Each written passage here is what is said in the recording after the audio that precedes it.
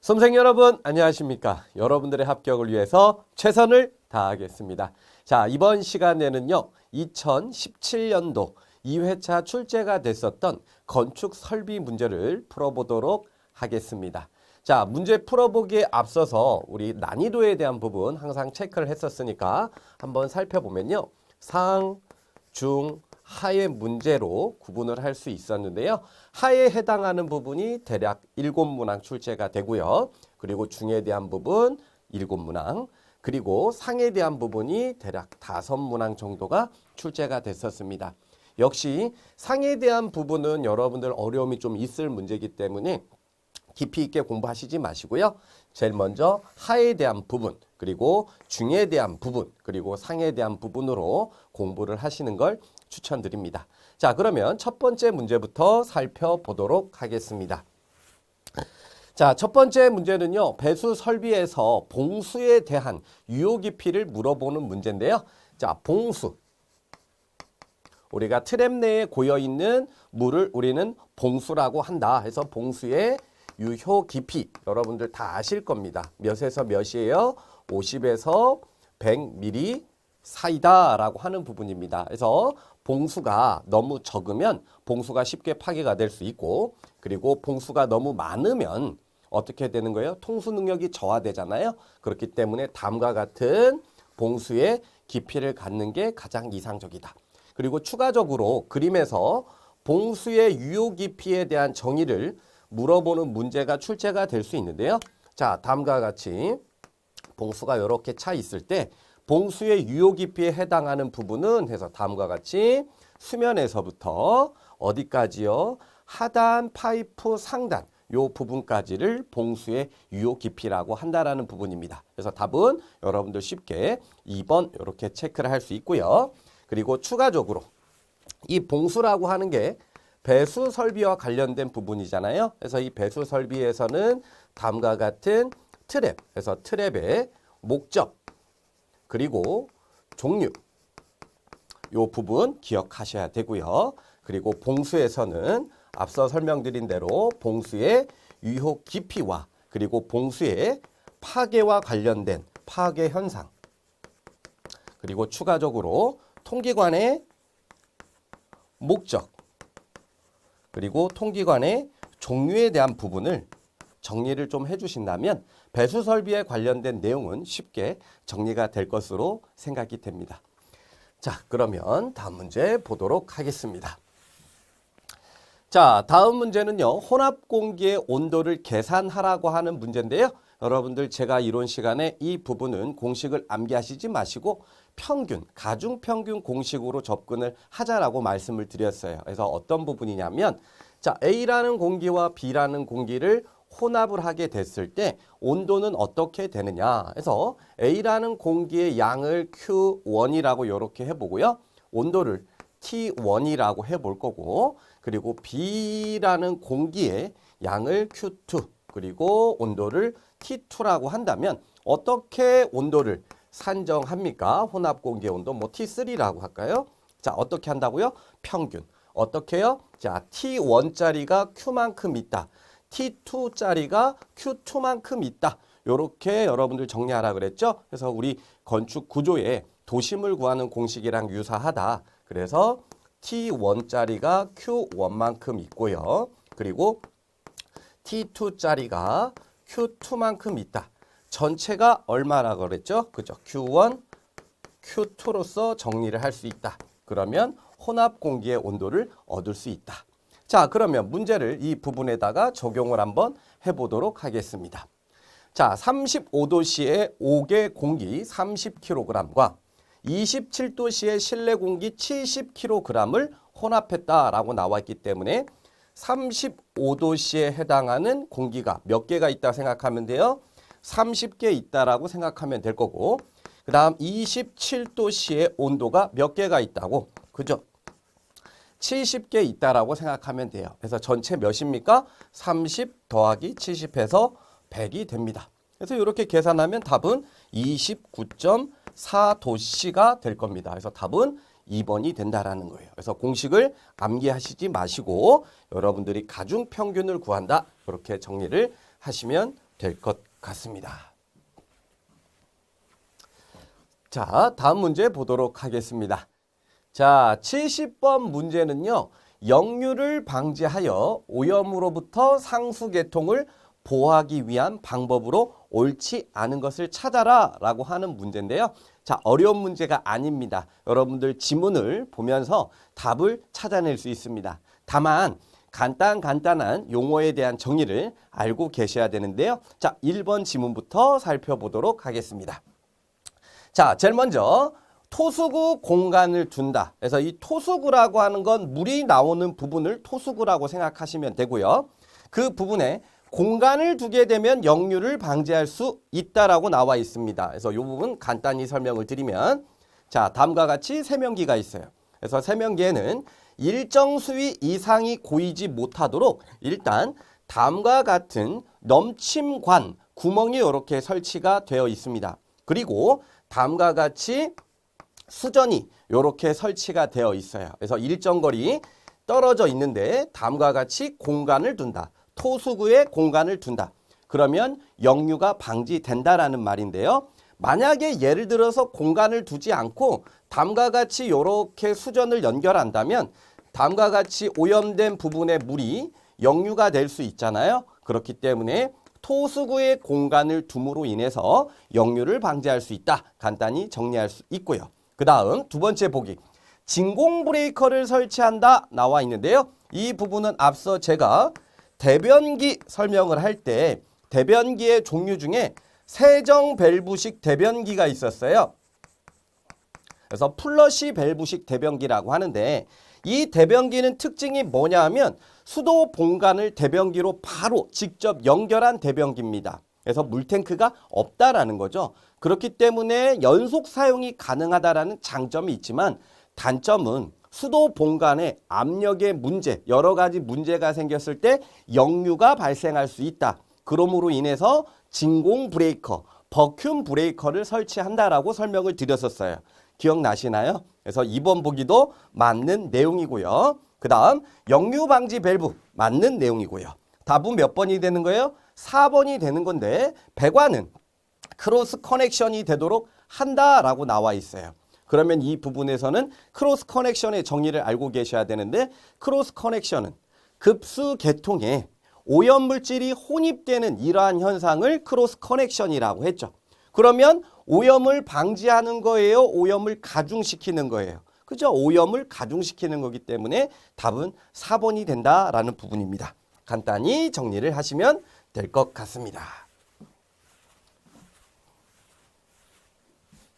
자, 다음 문제 보도록 하겠습니다. 자, 다음 문제는 통기관의 종류를 물어보는 부분인데요. 자, 통기관. 자, 통기관에 대한 부분이 나오면요. 여러분들 제일 먼저 통기관의 설치 목적을 기억하고 계셔야 돼요. 뭐죠? 그죠? 봉수를 보호하기 위해서, 즉 트랩 내에 설치가 되어 있는 봉수를 보호하기 위해서 설치한다. 그리고 추가적으로 종류를 물어보는 문제가 자주 출제가 되는데요. 이 종류에 해당하는 부분은 제가 이론 시간에 그림에서 상세히 설명을 드렸었어요. 그래서 간단히 종류와 특징 살펴보도록 하겠습니다. 자, 여러분들도 종류를 다시금 생각을 한번 해보세요. 자, 첫 번째 각계 통기관이라고 하는 부분이 있고요. 그 다음 두 번째 환상 통기관. 그리고 다른 말로 회로, 루프 통기관 있고요. 그리고 세 번째가 결합 통기관. 네 번째가 신정 통기관. 다섯 번째 습식 통기관. 그 다음 여섯 번째 뭐 할까요? 그죠? 도피 통기관. 이렇게 있습니다. 그래서 간단히 특징을 살펴보면 각기 통기관은 트랩 각각에 통기관 하나씩을 설치하는 가장 이상적인 통기 방식이고 안정도가 높다라고 설명을 드렸죠. 그래서 특징은 트랩 하나당 통기관 하나씩을 설치한다라는 특징. 그리고 환상 통기관, 회로 루프 통기관은 트랩 2개에서 8개를 통기관 하나가 통기하는 방식이다. 그래서 제가 환상적이다 이런 말씀을 드렸었죠. 그래서 다른 말로 회로 루프까지 용어 알아두셔야 되고. 그 다음 결합 통기관은 배수 수직관과 통기 수직관을 어떻게 하는 거예요? 결합하는 거죠. 그래서 이 부분에서는 이 수직관이라고 하는 용어 대신에 어떤 용어가 들어갈 수 있다? 입상관이라는 용어로 문제가 출제가 될 수 있다는 거 기억해 두셔야 되고요. 그리고 신정통기관은 배수수직관 상부를 5개로 관경을 줄이지 않고 연장한 통기관을 신정통기관이라고 했습니다. 그 다음 습식통기관은 통기와 배수를 동시에 하는 통기관을 말하는 거고요. 그리고 도피통기관은 환상통기관의 효율을 높이기 위해서 설치하는 통기관을 말한다라고 말씀을 드렸습니다. 자, 그러면 이러한 통기관의 종류에서는요. 통기관을 물어보는 문제가 출제가 될 수 있는데 가장 많이 물어보는 부분이 결합통기관에 대한 부분 그리고 각계통기관, 환상통기관에 대한 부분이 출제가 많이 되기 때문에 이 부분을 중심으로 해서 나머지 또한 정리를 하시는 걸 추천드립니다. 자, 이해가 되셨죠? 자, 그러면 문제 보겠습니다. 2개 이상의 기구 트랩의 봉수를 모두 보호한다. 2개 이상 이렇게 나오면 여러분들은 환상적이다, 환상, 회로, 루프 통기관을 찾으면 돼요. 그래서 답은 몇 번? 3번이 된다라는 부분이에요. 그래서 환상 통기관만 암기하면 안 됩니다. 회로, 루프도 같은 용어로 사용이 된다라는 부분으로 정리하시면 됩니다. 그래서 나머지도 읽어보시면 될 것 같습니다. 자, 다음 문제 볼까요? 어떤 문제가 나왔는지 살펴보도록 하겠습니다. 자, 다음은 급수 방식에 대한 설명으로 옳은 것은 자, 주의하세요. 맨날 옳지 않은 문제를 풀다가 옳은 내용 나오면 여러분들 실수할 수 있습니다. 자, 그러면 급수 방식 설명을 드려야 될 텐데요. 자, 급수 방식의 종류가 어떤 게 있었다? 수도 직결 방식이 있고요. 그 다음 압력 탱크 방식이 있고 그 다음 고가 수조 방식이 있고 그 다음 펌프 직송, 탱크 레스 부스터 방식 이렇게 크게 4가지로 분류를 할 수 있습니다. 그래서 간단히 설명을 드리면 다음과 같이 건축물이 이렇게 있었을 때 수도 직결 방식은 바로 수도 본관을 바로 연결해서 급수하는 방식을 말한다. 근데 이러한 수도 직결 방식의 특징은 어떤 특징이 있다 그랬어요? 수도 본관을 바로 연결했기 때문에 수질이 가장 좋다. 하지만 단수가 되면 물 공급은 된다 안 된다? 물 공급은 되지 않는다. 하지만 정전시에는 물 공급이 문제가 없겠죠? 그래서 이런 부분 간단히 정리하시면 됩니다. 그래서 주로 소규모 건축물에 적용을 합니다. 왜? 수도 본관의 압력이 그리 크지 않기 때문에. 그 다음 압력 탱크 방식은 수도 직결 방식의 단점을 개선하기 위해서 다음과 같은 아파트 부분에 일단적으로 단수시 물 공급이 안 된다라는 부분을 해결하기 위해서 지하에 저수조를 설치를 하고요. 그리고 압력 탱크를 통해서 다음과 같이 각 층으로 이렇게 물을 공급하는 방식을 압력 탱크 방식이라고 한다. 그래서 이 부분이 압력 탱크죠. 그래서 가장 큰 핵심 키워드가 뭐라고 했습니까? 그죠? 급수압은 어떻다? 일정하지 않다라고 설명을 드렸죠. 그래서 압력 탱크 방식의 특징 하나만 언급하세요. 그러면 이 부분을 바로 여러분들이 이제 기억하고 계셔야 돼요. 자, 그럼 왜 급수압이 일정하지 않은 거예요? 그래서 이 압력 탱크는 공기압을 통해서 물을 공급을 하는데 이 공기압이 불안정하거나 공기압이 충분하지 않으면 급수압력이 일정하지 않을 수 있다. 자, 그 다음 고가수조로 가면 압력 탱크 방식의 단점을 생각해서 고가수조를 접근하면 좀 더 편하겠죠.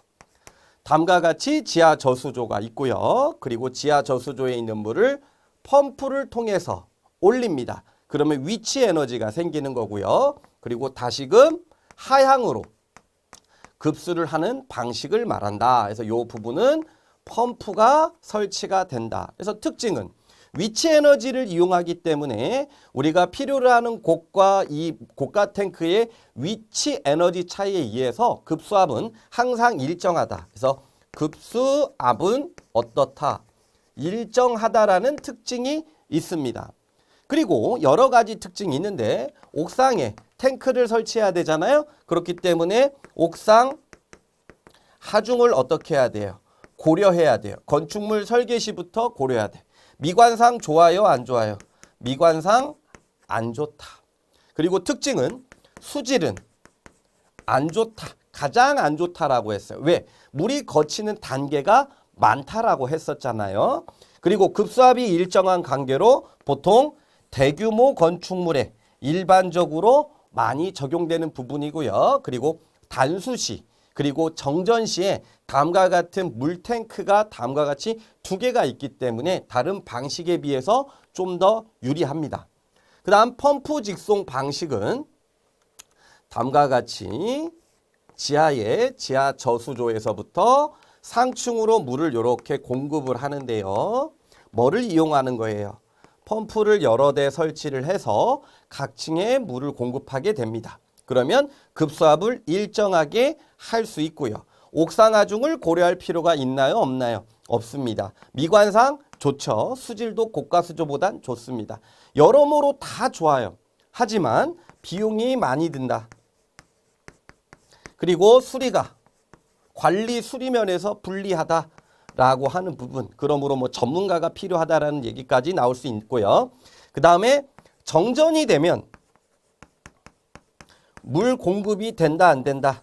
안 된다라는 특징이 있을 수 있겠죠. 그래서 이 정전 시에 가장 취약한 부분이 펌프 직송 방식과 압력 탱크 방식이 역시 취약할 거다라는 부분 정리하시면 좋을 것 같습니다. 자, 그러면 옳은 거 찾아보도록 하겠습니다. 펌프 직송 방식은 정전 시 급수가 불가능하다. 맞는 내용인가요? 그죠? 맞는 내용입니다. 그 다음 수도 직결 방식은 건물의 높이에 관계가 없다가 아니고 수도 본관에서 나오는 공급되는 압력이 크지 않기 때문에 소규모에 적당하다라고 말씀을 드렸고, 그 다음 고가 탱크 방식은 급수 압력이 변동이 가장 크지 않죠. 급수 압력이 어때요? 일정하다라는 특징을 갖고 있고, 압력 탱크 방식은 수질 오염의 가능성이 가장 작다. 수질 오염의 가능성이 가장 작은 거, 수질이 가장 좋은 거는 바로 수도 직결식에 대한 설명이겠죠. 자, 여기까지가 급수 방식에 대한 문제 풀이였고요. 다음 문제 보도록 하겠습니다.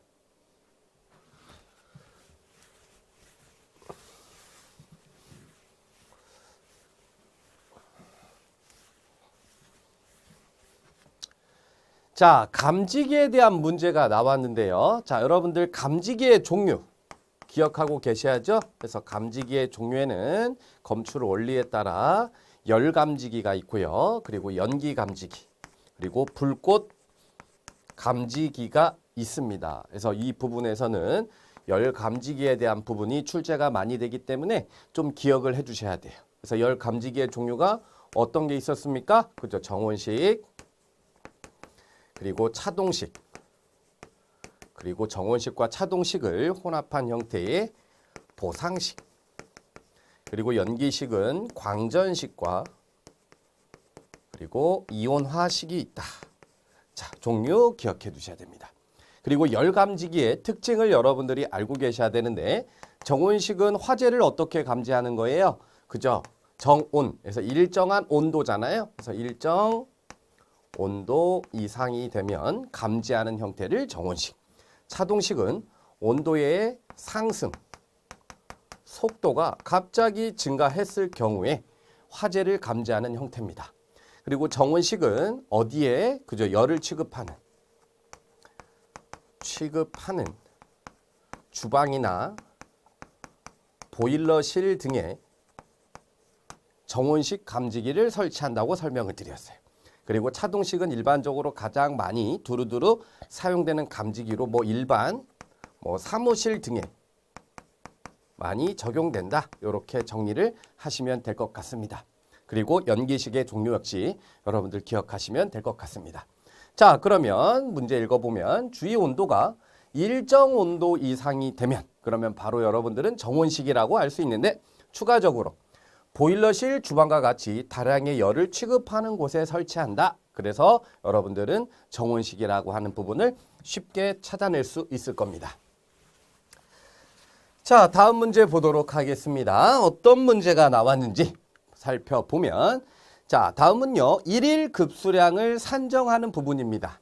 급수량 산정은 급수 설비에서 제일 우선적으로 결정이 돼야 되는 사항이잖아요. 그래서 급수량 산정이 제일 우선시 고려돼야 된다. 그래서 이 급수량 산정의 방법에는 종류가 여러 종류가 있는데 자, 여러분들 기억하고 계신가요? 그죠? 하나씩 살펴보면 일일 사용 수량을 통해서 급수량을 결정하는 방법이 있고요. 그 다음 두 번째 어떤 시간 최대 급수량을 가지고 산정하는 방법.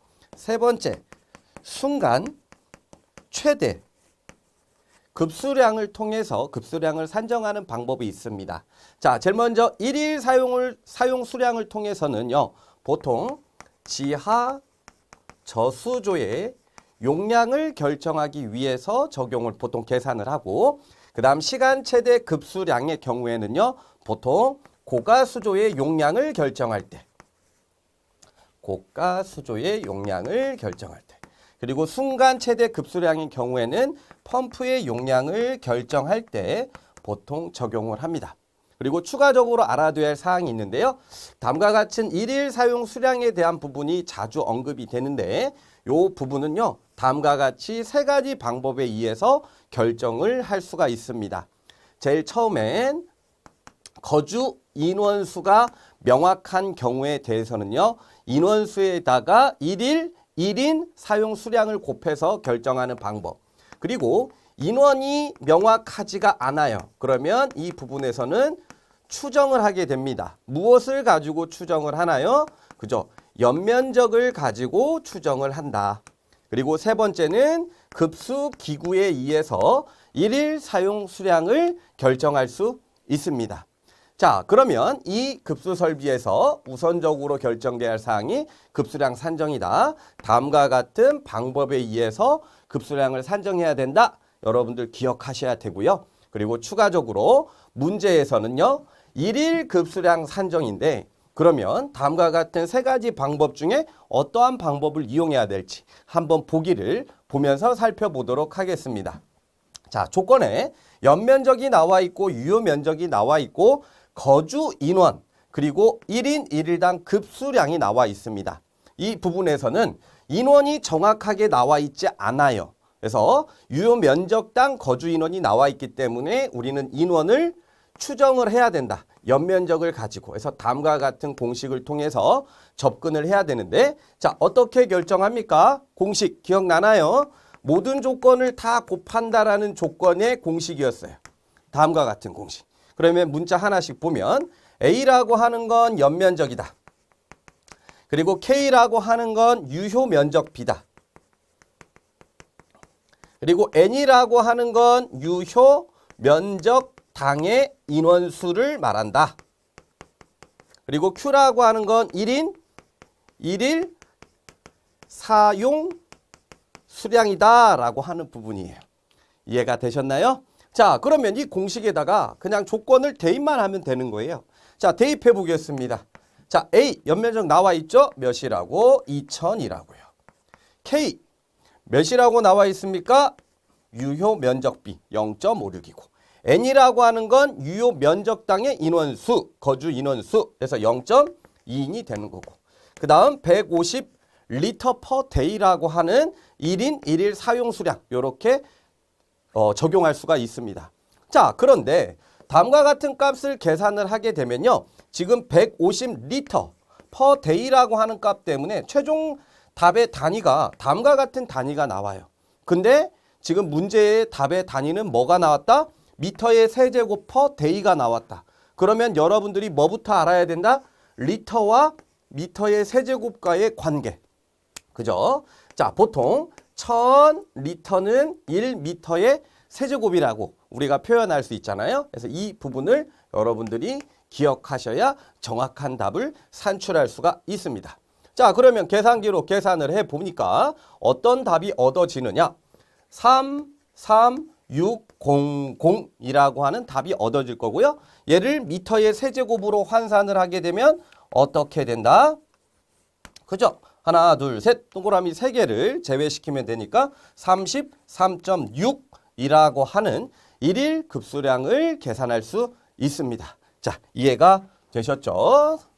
정리해드린 내용 잘 정리하시기 바랍니다.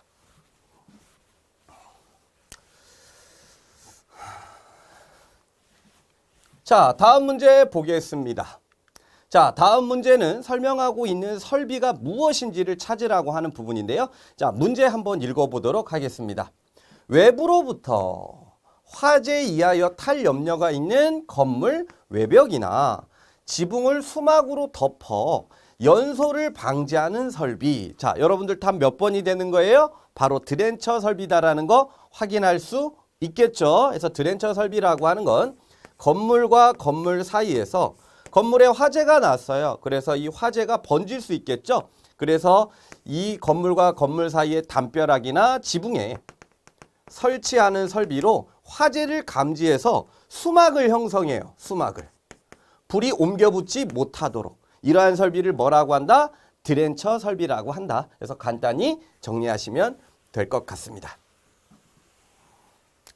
자, 그러면 다음 문제로 넘어가 보겠습니다. 난이도 중으로 넘어가게 되는데요. 여러분들 조금만 공부를 하시면 이 중에 대한 부분도 점수를 맞출 수 있기 때문에 자, 조금만 더 힘내시고 공부를 한번 해봅시다. 자, 공기조화 설비에 관한 설명으로 옳지 않은 것을 찾아라 라고 하는 부분입니다. 자, 지문을 읽어가면서 살펴보도록 하겠습니다. 자, 1번. 변풍량 방식은 정풍량 방식에 비해서 부하 변동에 대한 제어 응답이 빠르다라고 나와 있어요. 그래서 여러분들 정풍량 방식, 변풍량 방식 기억하시죠? 그래서 정풍량 방식은 어떻게? 풍량이 일정하다라는 말이잖아요. 그래서 풍량은 어떻게 하고? 일정하게 하고 온도와 습도를 조절해서 실을 쾌적하게 만드는 전공기 방식의 종류가 되는 거고요. 변풍량 방식은 풍량이 변한다. 다른 말로 가변풍량이라고도 할 수 있는데 온도와 습도를 일정하게 하고 풍량의 변화를 가지고 실을 쾌적하게 하는 거예요. 그러면 부하 변동에 따른 제어 응답이 빠른 부분은 무엇일까요? 온도와 습도를 변화시키는 게 빠를까요? 풍량의 변화를 변화시키는 게 빠를까요? 그죠? 풍량의 변화를 바꾸는 게 빠를 거다라고 해서 1번 보기는 맞는 내용이 되는 거고, 그 다음 필요 축열량이 같은 경우 빙축열 방식은 수축열 방식에 비해 축열조의 크기가 작다라고 나와 있어요. 자, 여러분들 제가 빙축열 시스템이라고 하는 부분을 설명을 드렸었죠. 그래서 심야에 값이 싼 전기를 이용을 해서 얼음을 만들어 놓고 그 다음 주간에 냉방을 할 때 사용을 한다라고 하는 부분이 빙축열 방식이라고 했어요. 그러면 자, 필요한 축열량이 같대요. 열을 저장해야 된대. 얼음으로 저장하는 게 좋을까? 물로 저장하는 게 더욱 좋을까? 그래서 얼음으로 저장하면 얼음이 온도가 더 낮기 때문에 열이 더 낮기 때문에 좀 더 효과적이고 축열조의 용량의 크기는 작아지게 될 거예요. 그래서 물보다는 얼음이 열이 더 낮다. 그러므로 적은 축열조를 통해서도 같은 축열량을 확보할 수 있다라고 하는 부분입니다. 간단 정리하시고. 그 다음 세 번째는 냉동기에 대한 부분이 나와 있고요. 흡수식 냉동기가 나와 있는데 증발기, 압축기, 발생기, 응축기 4개 부분으로 구성이 되어 있다 나와 있어요. 그래서 이 부분이 답이죠. 뭐가 틀렸나요? 그죠? 압축기가 없습니다. 압축기가 있는 형태는 뭐가 된다? 압축식 냉동기다. 그래서 냉동기 제가 설명을 많이 했었는데요. 압축식 냉동기와 흡수식 냉동기 구성을 살펴보면 압, 응, 팽, 증. 그래서 이 순서가 냉매순환 사이클과 일치한다 그랬어요. 압축기, 응축기, 팽창 밸브, 증발기로 구성이 되고 흡수식 냉동기는 압축기가 없어요. 그래서 응축기, 증발기, 그 다음 재생기, 그 다음 흡수기로 구성이 된다. 그래서 답은 4번이 되는 겁니다. 그리고 네 번째, 펜코일 유닛 방식에서 각 실의 유닛은 수동으로 제어할 수 있고 개별 제어가 가능하다. 그래서 펜코일 유닛 전수 방식이고요. 각 실마다 유닛을 설치하기 때문에 개별 제어가 가능합니다. 자, 그렇게 해서 공기 조화에 대한 부분 역시 여러분들 충분히 해결하실 수 있을 거라 생각을 합니다. 자, 다음 문제 보겠습니다. 자, 신축 이음의 종류에 속하지 않는 것을 찾아라. 그래서 난방 배관에 대해서입니다. 그래서 보통 배관은 온도가 변화함에 따라서 뭘 한다고요? 그죠? 신축을 한다고요. 그래서 이러한 신축에 대한 문제를 해결하기 위해서는 신축 이음새를 설치한다. 그래서 종류 기억해 두시라고 했는데 여러분들 기억하시나요? 첫 번째, 스위블 이음이라고 하는 부분이 있고요. 그 다음 두 번째, 곡관형, 루프형이라고도 하죠. 루프형. 그 다음 세 번째, 슬리브형. 네 번째, 벨로즈형이 있습니다. 그죠? 자, 스위블 이음이라고 하는 건 다음과 같이 배관이 있었을 때 배관이 길어지면 신축량의 길이가 길어진다 그랬어요. 그래서 이 부분을 어떻게 축을 달리한다 이렇게. 그러면 하나에 관해서 늘어나는 이 신축량보다는 축을 다르게 했기 때문에 자, 자체적으로 신축을 흡수할 수 있겠죠. 그래서 2개 이상의 엘보를 이용하는 형태를 스위블 이음. 곡관형은 다음과 같이 배관을 다음과 같이 이렇게 설치하는 거예요. 그래서 팽창을 한다. 그러면 이 공간의 크기가 줄어들게 될 거고요. 이 부분에서 수축을 한다. 그러면 이 공간이 넓어지게 되겠죠. 그리고 슬리브 이음이라고 하는 건 다음과 같이 광경을 서로 좀 다르게 해서 자, 다음과 같이 이 부분으로 쑥 들어갈 수 있게끔 그리고 수축을 하는 경우에는 쑥 나오게끔 만든 게 슬리브. 그리고 벨로즈는 배관 도중에 신축을 흡수할 수 있는 이런 형태로 계획한 부분을 말한다. 자, 그러면 속하지 않는 것 여러분들 찾을 수 있을까요? 그죠? 답은 몇 번? 스프링형이 신축이음에 해당하지 않습니다. 충분히 해결하실 수 있을 거고요. 자, 다음 문제 보도록 하겠습니다. 자, 다음 문제는 옥내 소화전과 관련된 부분이고요. 자, 문제 한번 읽어보도록 하겠습니다. 옥내 소화전에 가장 많이 설치된 층이 설치 개수가 5개인 경우 펌프의 토출량은 최소 얼마 이상이 되도록 하여야 하는가 해서 자주 출제가 되는 부분의 문제가 아니에요. 보통 옥내 소화전에서는요. 방수 압력, 방수량, 그리고 유효 저수량에 대한 부분이 출제가 많이 됐었는데 이 부분은 펌프의 토출량을 계산하라고 했어요. 자, 그러면 이 부분이 어려운 문제냐? 어려운 문제가 아닙니다. 앞서 여러분들이 공부를 충실히 하셨다면 충분히 해결할 수 있는데 자, 일단 소화설비 관련된 내용 간단히 정리를 하고 설명을 드리면요. 소화설비의 종류 뭐가 있었습니까? 옥내, 옥외, 스프링클러가 있었다. 자, 이 부분에서는 여러분들이 암기를 해야 될 부분이 방수 압력, 단위는 메가파스칼, 그리고 방수량이 있죠. 방수량은 리터 퍼 미닛으로 분당의 방수량으로 표현하고 그 다음 소요 저수량, 유효 저수량. 그래서 저수량과 관련해서는 단위가 미터의 세제곱으로 이렇게 표현이 된다. 그래서 암기를 하라 그랬어요. 옥내 소화전은 0.17 메가파스칼의 압력으로 물이 방사돼야 된다. 그 다음 옥외 소화전은 0.25가 돼야 되고요. 스프링클러는 0.1이 됩니다. 그리고 방수량은 어떻게 됩니까? 분당 옥내 소화전은 130리터 분당이고요. 그 다음 옥외 소화전은 350 그리고 스프링클러는 80이었다. 그러면 저수량은 어떻게 계산한다 그랬어요? 그죠? 20분 동안 방수할 수 있도록, 즉 130에다가 20을 곱하면 어떻게 된다?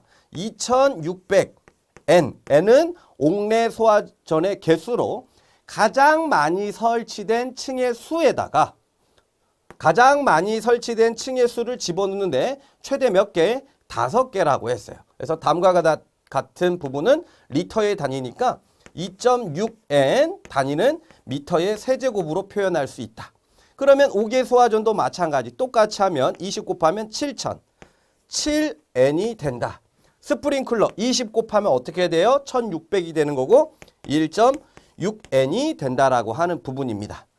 이해가 되셨죠? 그리고 옥외 소화전은 최대 2개. 스프링클러의 N에 대한 부분은 개방식과 폐쇄식이 있는데 폐쇄식 중에서는 아파트의 경우에는 기준개수가 몇 개다? 10개라고 하는 부분까지 참고적으로 알아두시면 돼요. 자, 그러면 문제에서는 다음과 같이 저수량을 물어보는 게 아니라 펌프의 토출량을 물어봤어요. 그래서 펌프의 토출량의 단위를 보니까 리터 퍼 미닛이다. 즉 다시 말하면 방수량에다가 곱하기 뭘 하면 돼요? 옥내 소화전의 개수를 하게 되면 펌프의 토출량이 계산이 된다라는 거예요. 즉, 자, 옥내 소화전 몇이에요? 분당 130리터의 물이 공급이 돼야 돼. 소화를 하기 위해서. 그러면 펌프가 몇 개? 5개가 있어야 되는 거죠. 옥내 소화전에 아니죠. 다시 정리하면 자, 다음과 같이 130에 해당하는 옥내 소화전이 5개가 있기 때문에 130리터에 해당하는 부분을 펌프가 토출하기 위해서는 펌프의 토출량은 130리터 미닛에다가 곱하기 5개를 해서 650리터 퍼 미닛이라고 하는 토출량을 계산할 수 있다라는 부분이에요. 이해가 되셨죠? 그러면 답은 몇 번이 된다? 4번이 된다라고 하는 부분입니다. 자, 간단히 정리를 해 주시면 될 것 같습니다.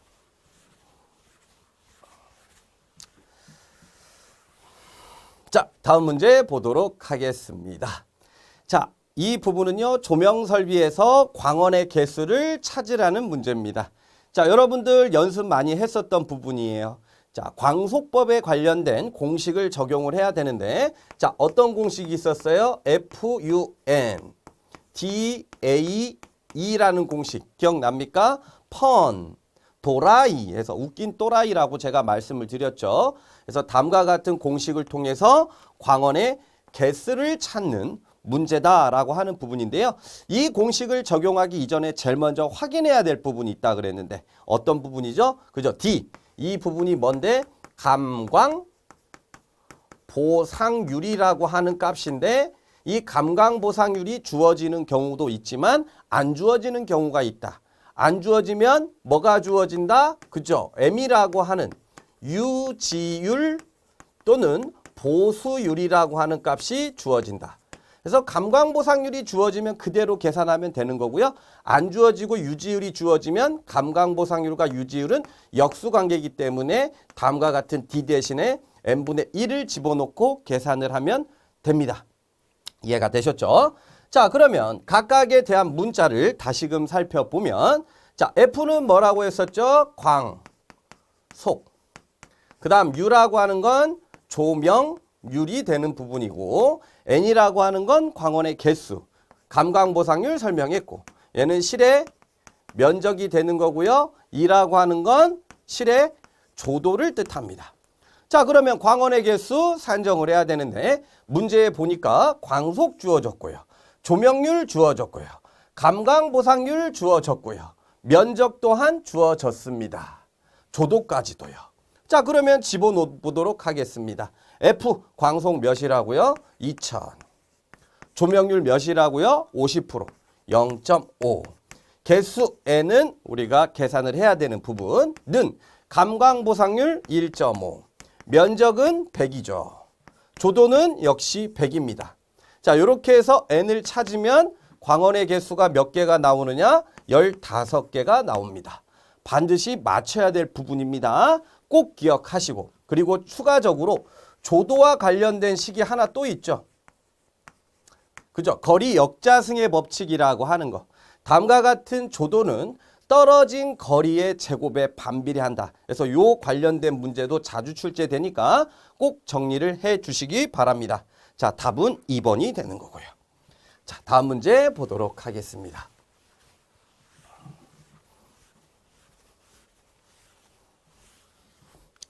자, 다음 문제는 리프트 이음이 어디에 적용이 되느냐라고 하는 부분인데요.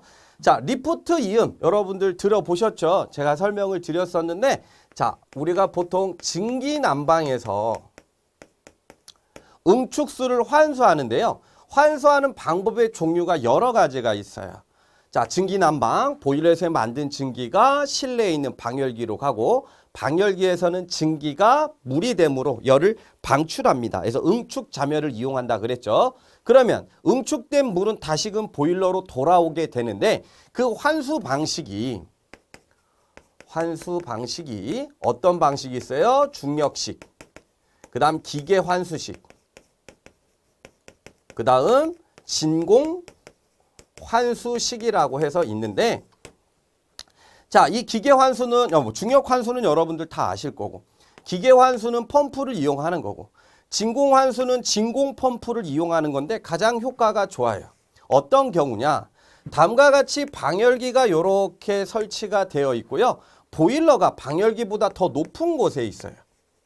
그러면 응축수를 환수시키는데 힘들잖아요.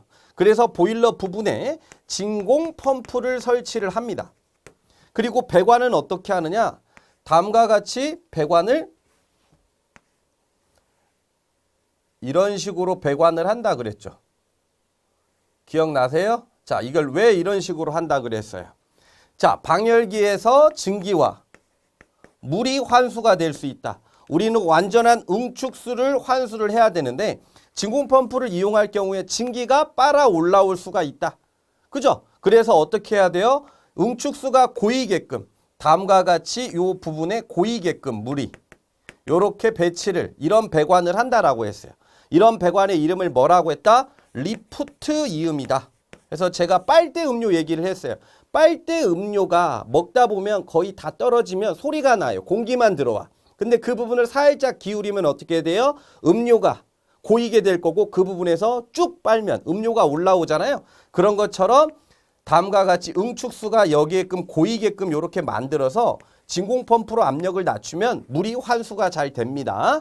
자, 그러면 리프트임 정답은 뭐가 되는 겁니까? 그죠? 난방 설비, 특히 증기 난방 설비에서 보일러 주위에 설치하는 배관의 이름을 리프트 이음이라고 한다라는 부분입니다. 자, 리프트 이음 정리해 주시고.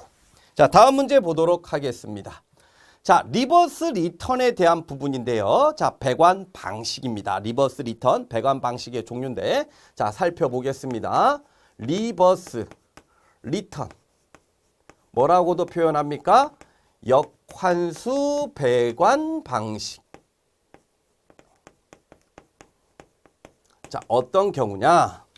어떤 경우에 적용이 된다? 여러분들 답은 다 이미 아시고 있을 건데, 자, 다음과 같이 A라는 건물과 B라는 건물이 있어요. A, B. 뭐 지역 난방을 한다. 하나의 보일러를 가지고 난방을 한다라고 칩시다. 자, 보일러가 이렇게 있어요. 배관을 해야 되는데 어떻게 배관을 할 수 있어요? 자, 다음과 같이 급탄관을 이렇게 설치를 하고 다시금 되돌아오게끔. 그리고 얘도 이렇게 공급하고 되돌아오는 관을 이렇게 계획을 할 수가 있을 겁니다. 그래서 급탕은 이런 식으로 순환하게 될 거고 역시 이런 식으로 순환하게 됩니다. 자, 그러면 문제가 생겨요. 그죠? B라고 하는 건물에 사는 거주인들이 불평불만을 갖게 돼요. 왜? 배관의 길이가 길기 때문에 어때요? 수압이 낮아진다. 마찰 손실이 커지고. 그리고 배관의 길이가 길어지니까 열 손실이 많아요. 따뜻한 물이 잘 공급이 안 될 수가 있겠죠. 그래서 이러한 부분을 해결하려고 역환수 배관 방식을 이용하게 되는 거죠. 어떻게 배관을 한다? 자, 보일러가 있으면 자, 다음과 같이 공급을 해요. 그리고 돌아올 때는 요렇게 돌아오라 그래. 그럼 역시 B라고 하는 건물에도 공급은 어떻게 하느냐? 요렇게 공급을 하고 요렇게 같이 되돌아오는 거죠. 그러면 순환 사이클이 같아집니다. 자, A, B 순환 사이클 보겠습니다. A 부분은 다음과 같이 물이 다음과 같은 순환 사이클을 통해서 공급이 되는 거고요. B는 다음과 같이 순환 사이클이 요렇게 되는 거죠. 그래서 이러한 배관 방식을 뭐라고 한다? 리버스 리턴 역환수 배관 방식. 그러면 옳은 것은 찾아라. 몇 번입니까? 그죠? 계통별로 마찰 저항을 균등하게 하기 위한 배관 방식이다. 균등한 유량을 공급하기 위한 방식이다. 이렇게 정리를 하시면 될 것 같습니다. 리버스 리턴 틀리면 안 돼요. 자, 다음 문제 보도록 하겠습니다. 자, 다음 문제 건축화 조명 방식에 대한 부분인데요. 자, 건축화 조명 간접 조명의 종류고요. 건축화 조명은 광원을 벽, 천정 등에 매입을 해서 조명하는 방식인데요. 그 종류가 어떤 부분이 있느냐? 보통 건축화 조명은 인테리어용으로 가장 많이 쓰이는 조명 방식이죠. 자, 제일 먼저 천장에 다음과 같은 구멍을 이렇게 뚫고 광원을 이렇게 매입을 합니다. 그리고 밑으로 빛을 향하게끔 하죠. 이러한 건축화 조명의 종류를 뭐라고 한다? 다운 라이트라고 한다라고 했어요. 기억나시죠? 그 다음에 벽면에 확산 플라스틱 판을 이렇게 배치를 하고요. 광원을 뒤에다가 이렇게 숨겨요. 마치 창이 있는 것처럼. 이러한 건축화 조명을 광창 조명이라고 한다. 그리고 이러한 부분을 천장에 설치하면 뭐가 되는 거예요? 천장 조명이 되는 부분이고, 그 다음 천장 부근에 광원을 이렇게 설치하고요. 이렇게 가려버립니다. 그러면 어디가 밝혀지는 거죠? 천장 부근이 밝혀지는 거죠. 이러한 조명을 무슨 조명이라고 한다? 코부 조명이라고 하고요.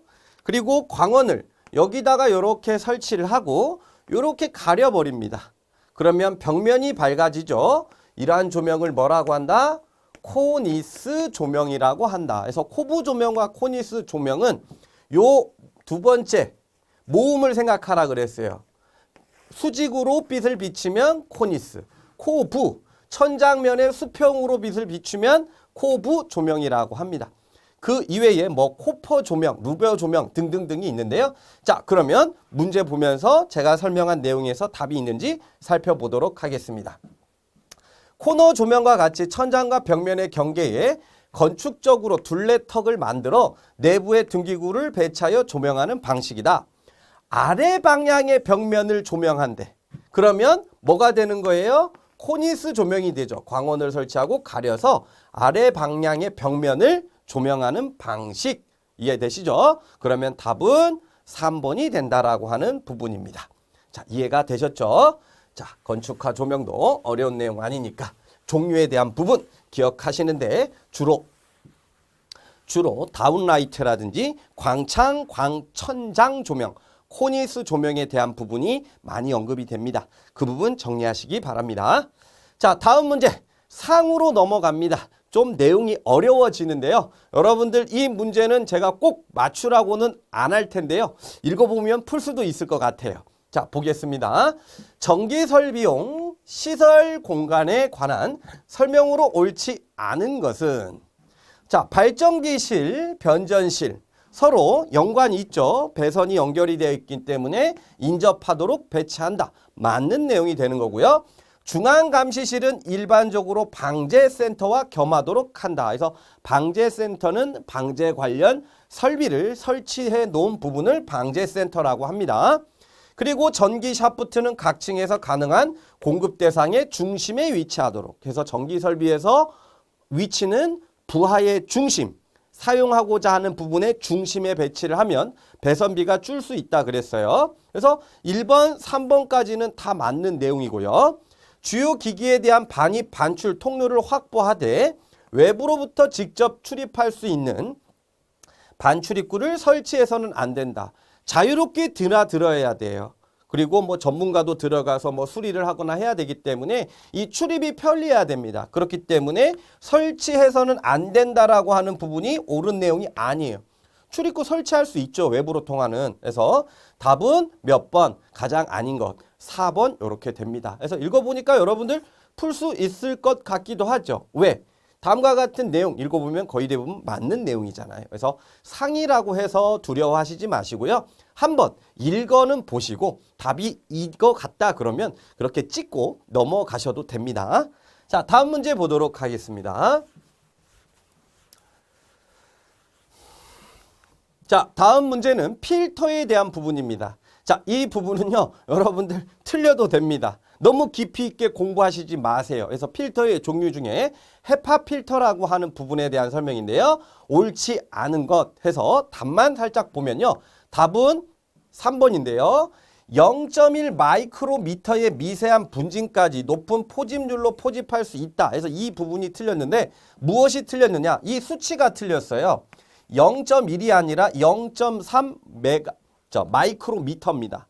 이해가 되셨나요? 이해가 안 되죠. 그래서 간단히 여러분들 보시면 될 것 같고요. 깊이 있게 공부하실 필요 없다라는 겁니다. 간단히 넘어갑니다. 자, 다음 문제 보도록 하겠습니다. 자, 송풍기에 인버터를 설치를 했다. 자, 인버터가 무엇이냐라고 하는 부분인데요. 얘는 전력을 변환하는 장치고요. 주파수를 변환시키면서 전동기에 속도 제어를 할 수가 있어요. 자, 이 부분도 참고적으로만 알아두시면 됩니다. 그러면 전동기의 속도를 제어할 수 있다. 그러면 여러분들 관련된 내용이 뭘까요? 그죠? 4번 송풍기. 송풍기 안에도 전동기가 있잖아요. 그래서 회전수를 제어하기 위해서 인버터를 설치한다. 간단히 정리해 두시기 바랍니다. 자, 다음 문제 보도록 하겠습니다. 다음 문제는 차단기에 대한 부분이고요. 배선용 차단기에 대한 부분입니다. 자, 여러분들 차단기 종류가 여러 가지가 있는데, 자, 분전반을 기준으로 설명을 하면, 자, 분전반에는 여러분들 여러 가지 차단기가 있어요. 그죠? 그래서 가장 메인이 되는 차단기, 우리는 이 부분을 뭐 누전 차단기라고 하고요. 그리고 이 누전 차단기와 연결된 분기 회로와 관련된 부분에서는 다음과 같은 자동 차단기가 있습니다. 이 부분을 우리는 배선용 차단기라고 하는데요. 가장 많이 쓰는 부분을 다음과 같이 몰드 케이스 서킷 브레이커라고 이렇게 표현을 합니다. 그리고 이러한 배선용 차단기는요. 보통 과전류가 흘렀을 때 자동적으로 차단이 되고 과부하가 걸렸을 때도 차단이 됩니다. 누전 차단기도 마찬가지예요. 과전류라든지 과부하가 걸리면 자동적으로 차단이 되는데 추가적으로 누전 차단기는 합성과 관련해서 누전이 일어났을 때 차단이 추가적으로 된다라는 기능이 더 있습니다. 자, 그러면 이 배선용 차단기에 대한 부분 간단히 읽어보면서 정리를 할 건데요. 자, 보겠습니다. 각 극을 동시에 차단함으로 결상의 우려가 없다 해서 우리가 알고 있는 단상, 삼상이라고 하는 부분이 있잖아요. 그래서 하나의 상만 차단하는 게 아니라 전체를 한꺼번에 차단한다라고 하는 부분입니다. 과부하 및 단락사고 차단 후 재투입이 불가능하다라고 나와 있는데 여러분들 집에 차단기가 내려가는 거 경험해 보신 적 있죠? 차단기가 내려가면 그 원인을 제거해서 차단기를 다시금 어떻게 합니까? 위로 올리면 되죠. 그래서 답은 몇 번이 되는 거예요? 재투입이 불가능한 게 아니라 가능하다. 원인을 제거해서 차단기를 올리면 된다. 이해가 되셨죠? 다음 전기조작, 전기신호 등의 부속장치를 사용하여 자동 제어가 가능하다.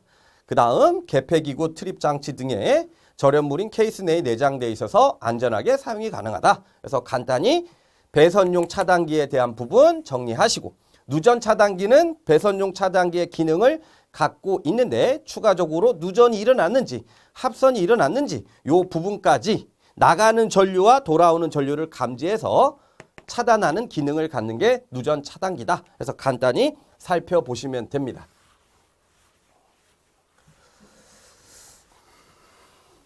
다음 문제 보도록 하겠습니다. 마지막 문제인데요. 역시 어려운 부분의 문제입니다. 자, 증기 트랩의 종류를 물어보는 겁니다. 근데 그 증기 트랩 중에서도 기계식 트랩을 찾아라 라고 하는 부분인데요. 자, 증기 트랩, 배수 트랩. 자, 트랩은 크게 두 부분에서 적용이 됩니다. 증기 트랩에서는 목적이 뭐죠?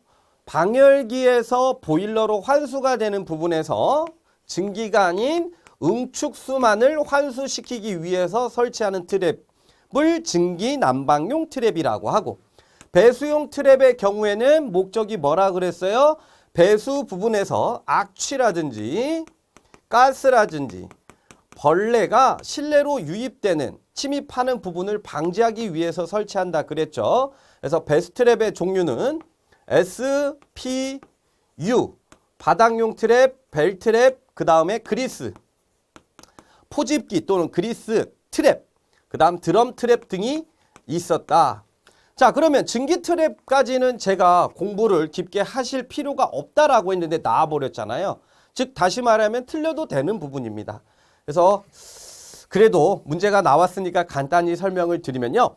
증기 트랩의 종류에는 온도 조절식 트랩과 기계식 트랩, 그 다음에 열역학적 트랩 등이 있어요. 그래서 온도와 관련된 트랩은 온도 조절식 트랩의 경우에는 벨로즈, 그 다음에 바이메탈 트랩이 있고요. 그리고 기계식 트랩에는 버킷, 그 다음에 플로트 트랩 등등등이 있습니다. 그래서 참고적으로 보시면 되고요. 답은 그러면 뭐가 되는 거예요? 1번이 된다라는 거예요. 그래서 답만 살짝 눈으로 스캔하시고 넘기시면 됩니다. 자, 그런데 제가 한 가지만 더 추가적으로 설명을 드려볼게요. 이 문제를 우리가 알고 있는 지식으로 풀 수 있게끔 문제를 바꾼다면 어떻게 바꾸면 될까요? 증기 트랩에 속하지 않는 것은 하게 되면 답을 찾아낼 수 있을까요? 그죠? 답은 뭐가 되는 거예요? 드럼 트랩이 되는 거죠. 드럼 트랩은 증기 트랩이 아니라 배수용 트랩이다 라고 하는 부분입니다. 자, 이해가 되셨죠? 그래서 난이도 상에 대한 부분은 어렵기 때문에 하난이도와 중난이도가 해결이 된 상태에서 시간이 없으면 그냥 간단히 보시고요. 나는 설비를 20개 맡고 싶어. 그러면 깊게 공부를 해야 됩니다. 근데 그런 부분은 제가 추천을 드리지 않죠. 자, 그러면 여기까지 2017년 2회 관련된 문제 풀어봤고요. 다음 시간에는 2017년 3회에 출제가 됐었던 건축 설비 문제 풀어보도록 하겠습니다. 자, 다음 시간에도 여러분들의 합격을 위해서 최선을 다하겠습니다. 수고하셨습니다.